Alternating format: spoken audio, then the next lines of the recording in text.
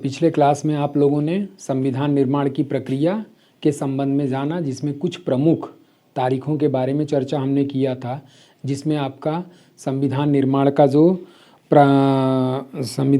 का जो कार्य प्रारंभ हुआ था वो संविधान सभा के द्वारा प्रारंभ किया गया था, जिसमें संविधान सभा की प्रथम बैठक 9 दिसंबर 1946 को, द्वितीय बैठक आपका 11 दिसंबर 1946 को, तीसरी बैठक के बारे में हमने बताया था 13 दिसंबर 1946 को जवाहरलाल नेहरू ने उद्देश्य प्रस्ताव प्रस्तुत किया।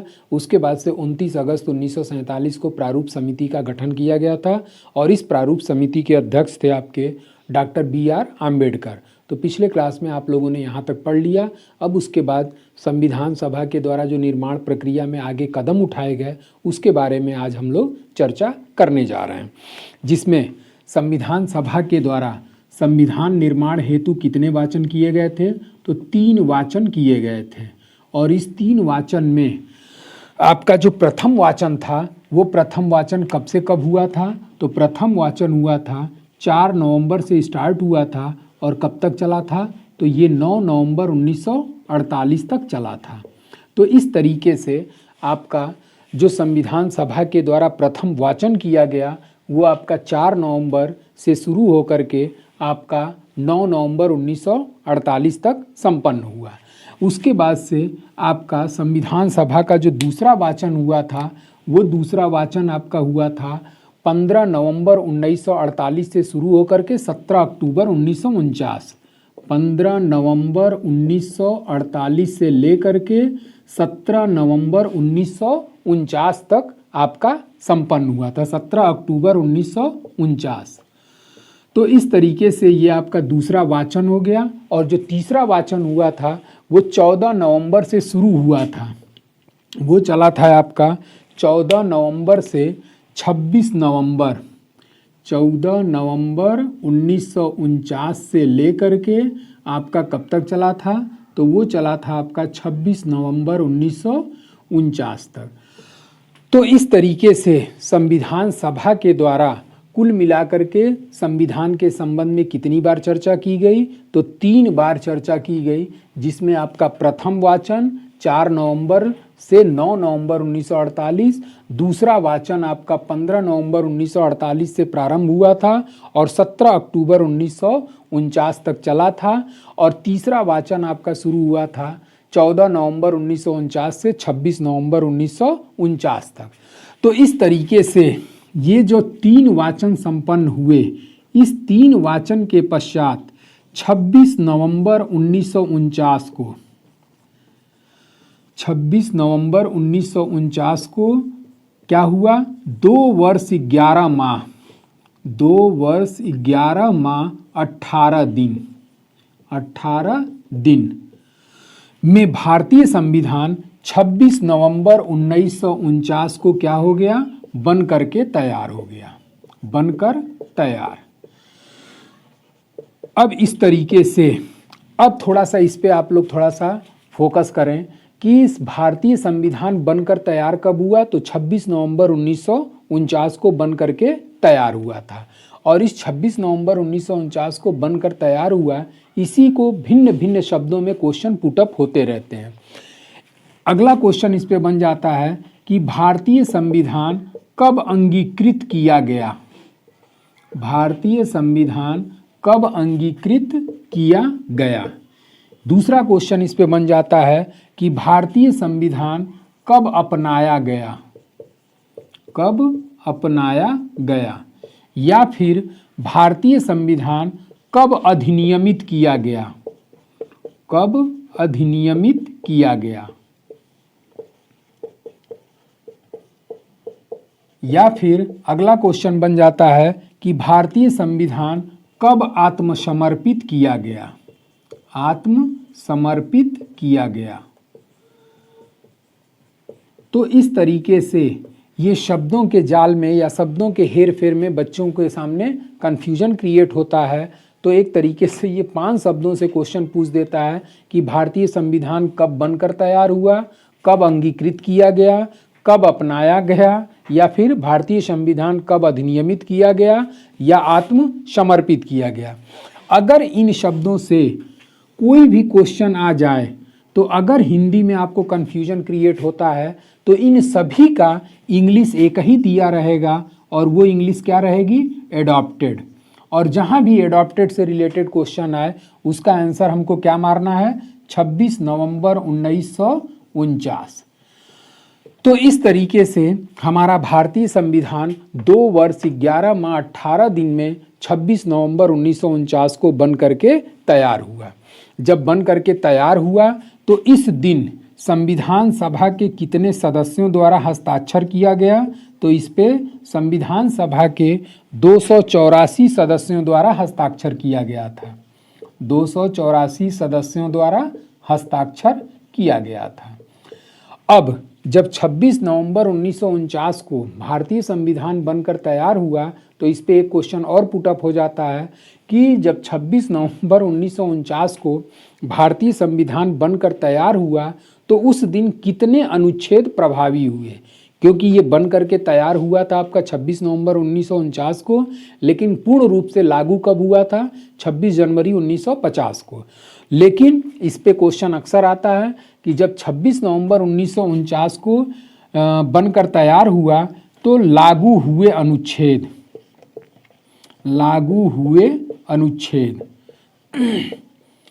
तो 26 नवंबर 1949 को जब भारतीय संविधान बना तो कुल मिलाकर के 15 अनुच्छेद इसी दिन क्या कर दिए गए, लागू कर दिए गए।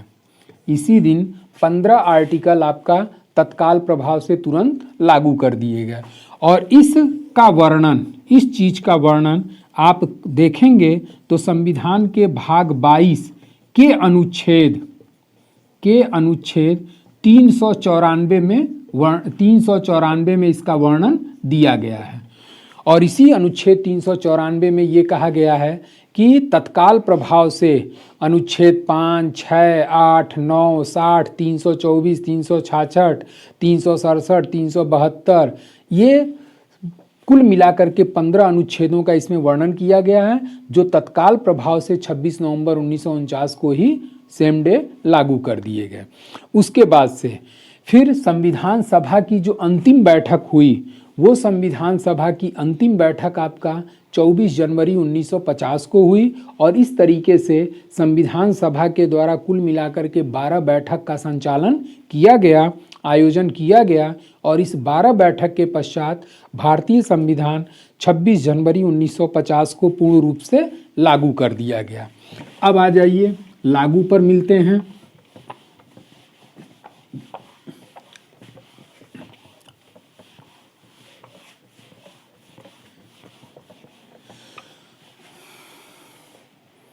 तो इस तरीके से भारतीय संविधान पूर्णतः लागू, ठीक। तो भारतीय संविधान पूर्णतः कब लागू हुआ, तो भारतीय संविधान पूर्णतः लागू हुआ आपका 26 जनवरी 1950 को, 26 जनवरी 1950 को। अब इसी चीज को लागू को ही कई शब्दों में क्वेश्चन पूछ देता है कि भारतीय संविधान कब प्रवर्तन में आया, भारतीय संविधान कब प्रवर्तन में आया, या फिर भारतीय संविधान कब प्रवर्तित हुआ, कब प्रवर्तित हुआ। तो इस तरीके से अगर इन शब्दों से लागू हुआ या प्रवर्तन में आया या प्रवर्तित हुआ, अगर इन शब्दों से क्वेश्चन पूछता है तो इसकी एक ही इंग्लिश देगा और वो इंग्लिश क्या रहेगी, इन्फोर्समेंट। और जहाँ भी इन्फोर्समेंट से रिलेटेड क्वेश्चन आए उसका आंसर क्या मारेंगे, 26 जनवरी 1950। अब एक क्वेश्चन ये उठता है कि आखिर 26 जनवरी 1950 को ही भारतीय संविधान क्यों लागू किया गया, या 26 जनवरी डेट ही क्यों मुकर्रर की गई, क्यों निर्धारित की गई। तो आधुनिक इतिहास का पार्ट है आपका मॉडर्न हिस्ट्री, और इसी मॉडर्न हिस्ट्री में आधुनिक इतिहास में, और इसी आधुनिक इतिहास में आपका आईएनसी का लाहौर अधिवेशन हुआ था, आईएनसी का लाहौर अधिवेशन। और ये आईएनसी का लाहौर अधिवेशन कब हुआ था, तो ये आईएनसी का लाहौर अधिवेशन हुआ था आपका अधिवेशन हुआ था 1929 में, ठीक। और इसी आईएनसी के लाहौर अधिवेशन में आपका पंडित जवाहरलाल नेहरू के द्वारा पहली बार 31 दिसंबर 1929 को पहली बार तिरंगे को रावी नदी के तट पर फहराया गया था। और इसी लाहौर अधिवेशन में ये निर्णय लिया गया। क्या निर्णय लिया गया? तो यह निर्णय लिया गया कांग्रेस कमेटी के द्वारा कि आने वाले 26 जनवरी 1930 को भारत क्या करेगा? अपनी पहली स्वतंत्रता दिवस मनाएगा। पहली स्वतंत्रता दिवस मनाएगा। तो इसी कारण से 26 जनवरी 1930 को भारत ने अपनी पहली स्वतंत्रता दिवस मनाया। इसी कारण से भारतीय संविधान 26 जनवरी को ही लागू किया गया। अब आ जाइए, जब 26 जनवरी 1950 को भारतीय संविधान लागू किया गया तो इस संविधान को बनाने में कुल कितना खर्च हुआ? तो संविधान को बनाने में एक तरीके से आपका 63,96,729 रुपये खर्च हुए। कितने खर्च हुए? तो भारतीय संविधान के निर्माण में कुल मिलाकर के 63,96,729 रुपये खर्च हुए थे। तो अब ये हुआ कि संविधान को लिखेगा कौन? मूल प्रति के रूप में लिखेगा कौन? मूल प्रति लिखा तो उस समय भारत के प्रधानमंत्री थे आपके पंडित जवाहरलाल नेहरू। और पंडित जवाहरलाल नेहरू ने प्रेम बिहारी रायजादा, जो उस समय के बहुत बड़े कैलियोग्राफर थे, ठीक, तो प्रेम बिहारी रायजादा से पंडित जवाहरलाल नेहरू ने पूछा कि भारतीय संविधान की मूल प्रति लिखना है, आप इसके लिए कितना पैसा लेंगे? तब उन्होंने कहा कि मैं संविधान की मूल प्रति लिखने के लिए 1 रुपया भी पारिश्रमिक के रूप में नहीं लूँगा। तब उन्होंने एक शर्त रखा प्रेम बिहारी रायजादा ने कि संविधान को लिखने में मेरी बस एक शर्त होगी कि संविधान के प्रत्येक पेज पर मेरा नाम और अंतिम पेज पे मेरे दादाजी का नाम लिखा जाना चाहिए। और पंडित जवाहरलाल नेहरू इस पर राज़ी हुए। और जब राज़ी हुए तब जाकर के आपका प्रेम बिहारी रायजादा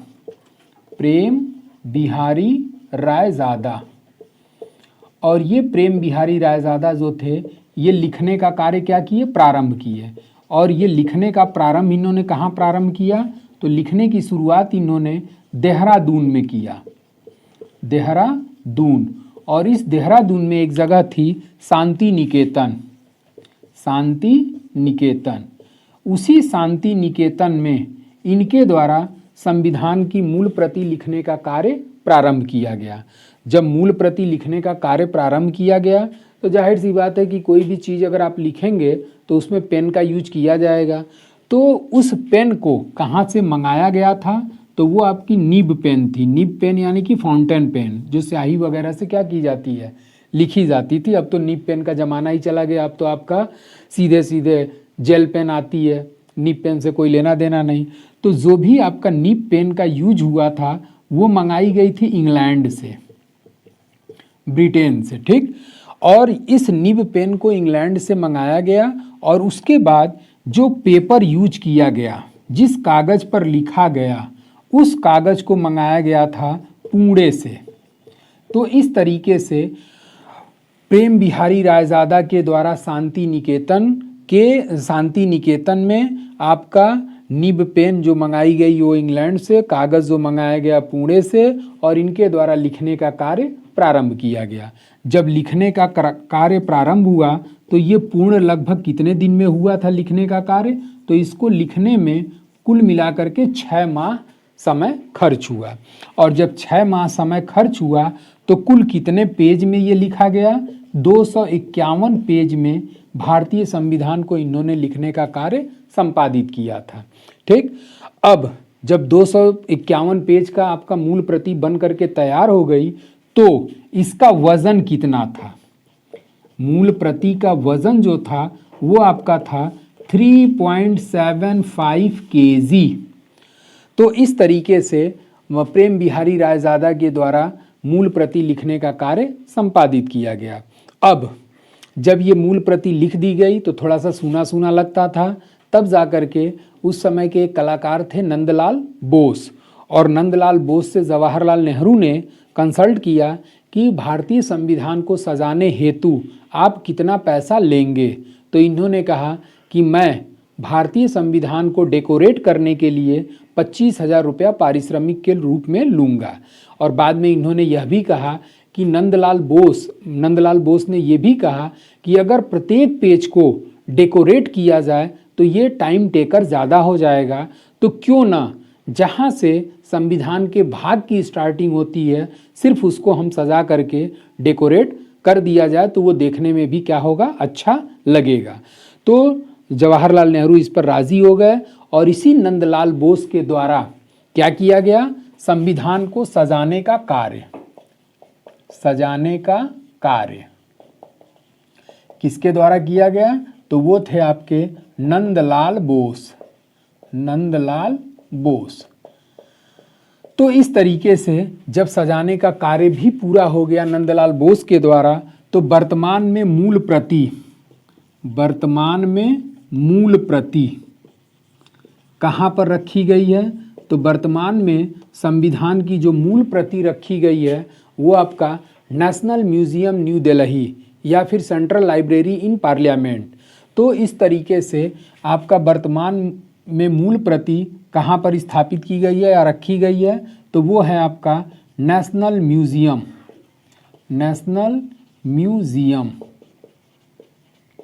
नई दिल्ली। और उसी नई दिल्ली के नेशनल म्यूजियम में आज के समय में इनके द्वारा लिखी गई, प्रेम बिहारी रायजादा के द्वारा लिखी गई मूल प्रति उसी नेशनल म्यूजियम या central library of new Delhi में वर्तमान में विराजमान है या रखी गई है। अब जब संविधान बनकर तैयार हुआ तो उस संविधान में कुल कितने अनुच्छेद थे,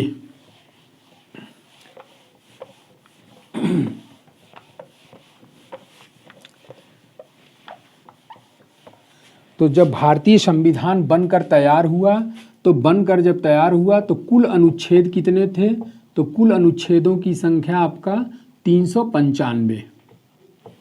ठीक, कुल भाग कितने थे, तो कुल भागों की संख्या जो है वो आपका था 22। और कुल अनुसूचियों की संख्या कितनी थी, तो कुल अनुसूचियों की संख्या आपका कुल अनुसूचियों की संख्या 8 थी।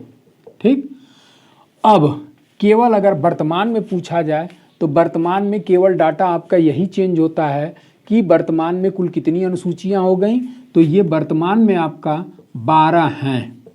ठीक, कहीं कहीं पे थोड़ा सा एक और क्लियरिफिकेशन आप लोगों के सामने मैं करना चाहता हूं कि जब भारतीय संविधान बनकर तैयार हुआ तो 395 अनुच्छेद, 22 भाग और कुल कितनी अनुसूचियां थीं, 8 अनुसूचियां थीं।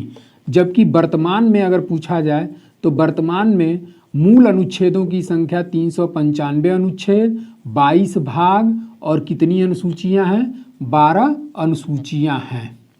ठीक, अब कहीं कहीं किसी किताबों में आप लोग ये देखेंगे कि 395 की जगह पर और भाग की जगह पर कितने अनुच्छेदों की संख्या देता है, तो कहीं कहीं किसी किताब में आपका कुल अनुच्छेदों की संख्या 448 और भागों की संख्या जो है वो 25 भाग कहीं कहीं किसी किताबों में लिखा हुआ आपको मिल जाता है।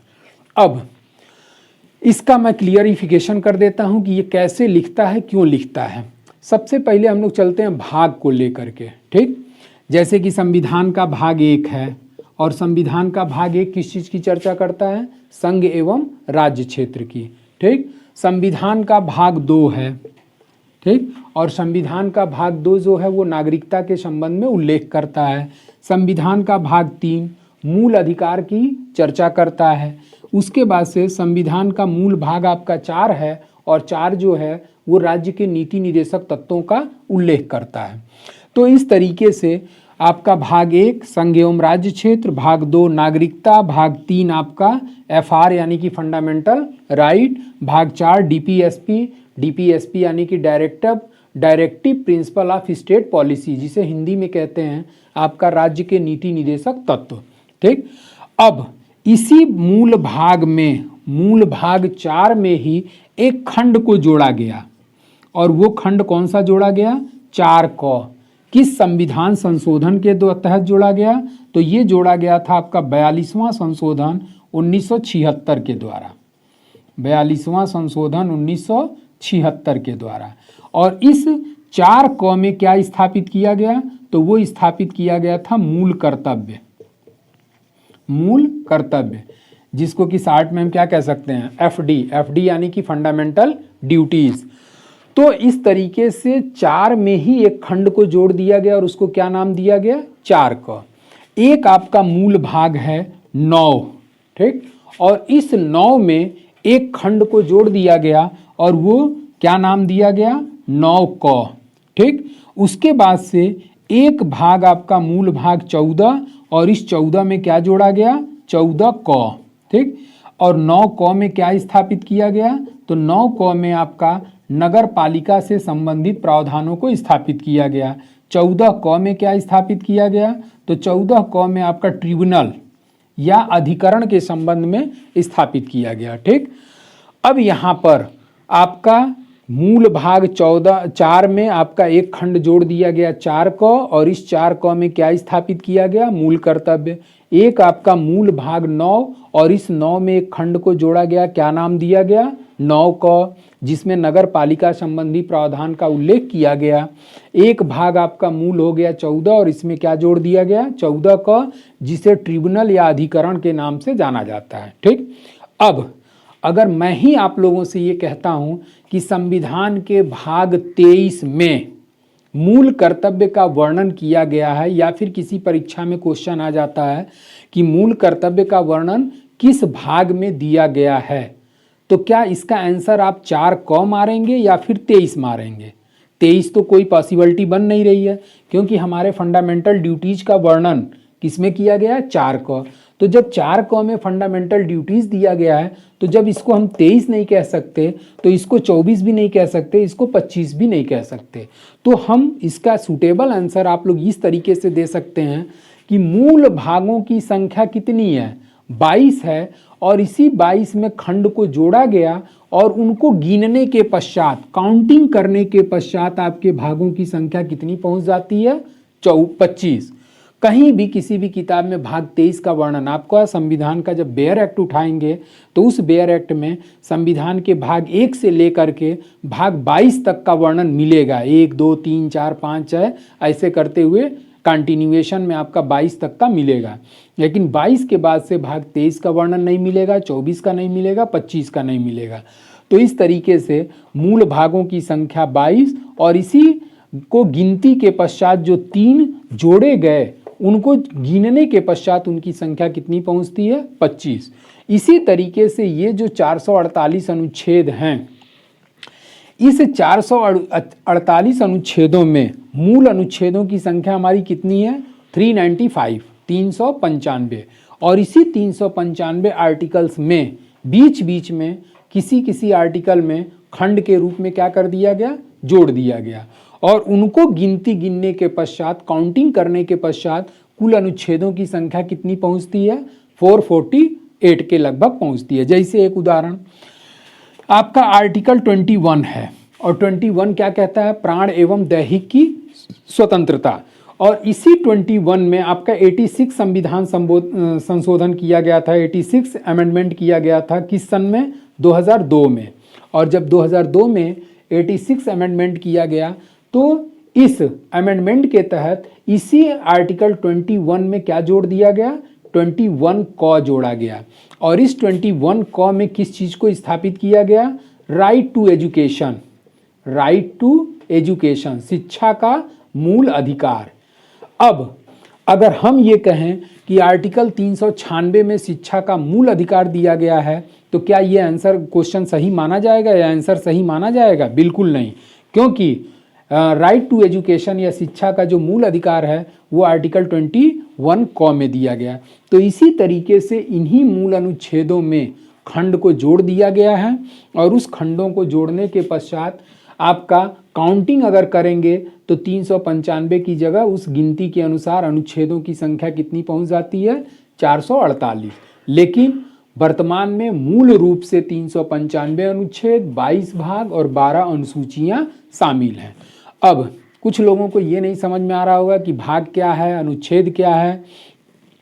तो आपका अनुच्छेद जो है वो नियम कानूनों का क्या है, एक संग्रह है, और उसी अनुच्छेदों को कुल कितने भागों में डिवाइड कर दिया है, 22 भाग में। अब इन्हीं अनुच्छेदों में ऐसी चीजों का वर्णन अनुच्छेद में नहीं प्राप्त होता है तो फिर उसके लिए हमको किसका सहारा लेना होगा, अनुसूचियों का। जैसे कि मान लीजिए कि आपको एक तरीके से इनविटेशन मिला कि खाने के लिए शादी में आपको आना है, ठीक। अब इनविटेशन खाने के लिए मिला, लेकिन उस खाने में क्या क्या आइटम होगा इसका वर्णन तो वहाँ पे नहीं लिखा हुआ है।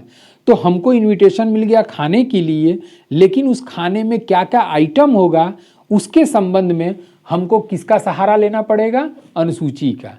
मतलब यहाँ पर सीधे सीधे ये कह दिया गया भाग 1 के संबंध में कि इंडिया अर्थात भारत, भाग 1 आर्टिकल 1 में यही कहा गया है कि इंडिया अर्थात भारत किसका संघ होगा, राज्यों का संघ होगा, ठीक। लेकिन अब राज्यों का संघ होगा यानी कि भारत या इंडिया का निर्माण राज्यों को मिला करके किया जा रहा है, लेकिन आर्टिकल 1 में इस चीज का वर्णन नहीं किया गया है कि किन किन राज्यों को मिला करके इंडिया या भारत का निर्माण होगा। तब उसके लिए हमको अब किसका सहारा लेना पड़ेगा, शेड्यूल का। और ऐसी चीजें, इस तरीके से हम कह सकते हैं कि ऐसी चीजें जिसका वर्णन संविधान में नहीं किया गया है, संविधान के अनुच्छेद में वर्णित नहीं है, उसके लिए हमको किसका सहारा लेना होगा, अनुसूची का। अब यहाँ आप देख रहे हैं कि राज्यों का भारत का निर्माण किसको मिलाकर हो रहा है, राज्यों का।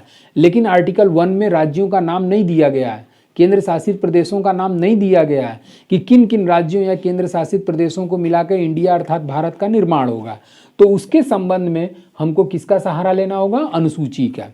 इसी तरीके से आपका वेतन के संबंध में जितने भी संविधान के पदाधिकारी हैं उनके वेतन के संबंध में, जैसे राष्ट्रपति हो गया, उपराष्ट्रपति हो गया, महान्यायवादी हो गया, मुख्य निर्वाचन आयुक्त हो गया, तो इनके वेतन के संबंध में सीधे सीधे अनुच्छेद में लिखा गया है कि राष्ट्रपति का वेतन संसद द्वारा निर्धारित किया जाएगा, लेकिन कितना वेतन होगा इसका उल्लेख उस अनुच्छेद में नहीं किया गया। तो अब जब वेतन के संबंध में हमको जानकारी लेना होगा कि कितना पाएगा, तो उसके संबंध में हमको किसका सहारा लेना होगा, अनुसूची। और इसी संविधान के अनुसूची 2 में आपके पदाधिकारियों के वेतन का डाटा पूरा दिया हुआ है कि राष्ट्रपति इतना पाएगा, उपराष्ट्रपति इतना पाएगा, राज्यपाल इतना पाएगा, जिसको कि हम लोग आगे चल करके अनुसूची में मैं डिटेल आपको बताऊंगा।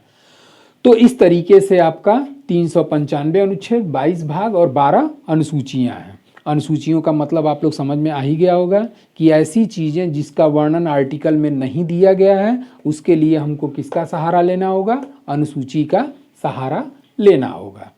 तो इस तरीके से हमारा भारतीय संविधान बन करके तैयार हो गया, हमने लागू भी करा दिया।